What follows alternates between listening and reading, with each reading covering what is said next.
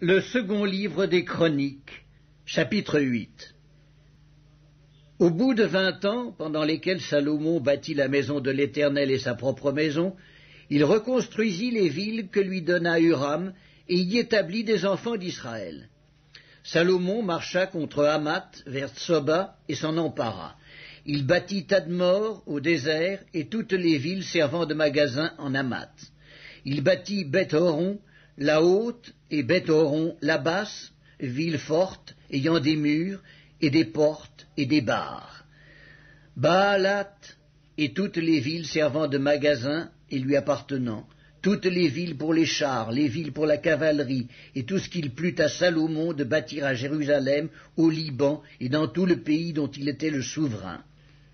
Tout le peuple qui était resté des Hétiens, des Amoréens, des Phéréziens, des Éviens et des Jébusiens, ne faisant point partie d'Israël, leurs descendants qui étaient restés après eux dans le pays et que les enfants d'Israël n'avaient pas détruits, Salomon les leva comme gens de corvée, ce qu'ils ont été jusqu'à ce jour.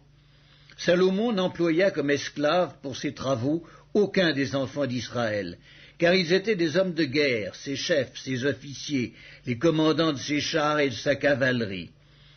Les chefs placés par le roi Salomon à la tête du peuple et chargés de le surveiller étaient au nombre de 250. Salomon fit monter la fille de Pharaon de la cité de David dans la maison qu'il lui avait bâtie, car il dit « Ma femme n'habitera pas dans la maison de David, roi d'Israël, parce que les lieux où est entrée l'arche de l'Éternel sont saints. » Alors Salomon offrit des holocaustes à l'Éternel sur l'autel de l'Éternel qu'il avait construit devant le portique.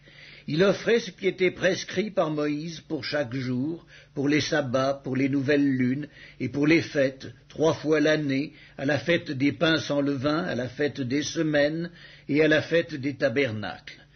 Il établit dans leurs fonctions, telles que les avait réglées David son père, les classes des sacrificateurs selon leur office, les Lévites selon leur charge, consistant à célébrer l'Éternel et à faire jour par jour le service en présence des sacrificateurs, et les portiers distribués à chaque porte d'après leur classe, car ainsi l'avait ordonné David, homme de Dieu. On ne s'écarta point de l'ordre du roi pour les sacrificateurs et les Lévites, ni pour aucune autre chose, ni pour ce qui concernait les trésors.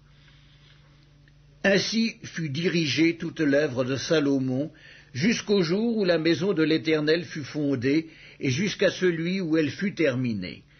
La maison de l'Éternel fut donc achevée. Salomon partit alors pour Etzjon-Guéber et pour Élot, sur les bords de la mer, dans le pays d'Édom. Et Huram lui envoya par ses serviteurs des navires et des serviteurs connaissant la mer. Ils allèrent avec les serviteurs de Salomon à Ophir, et ils y prirent 450 talents d'or qu'ils apportèrent au roi Salomon.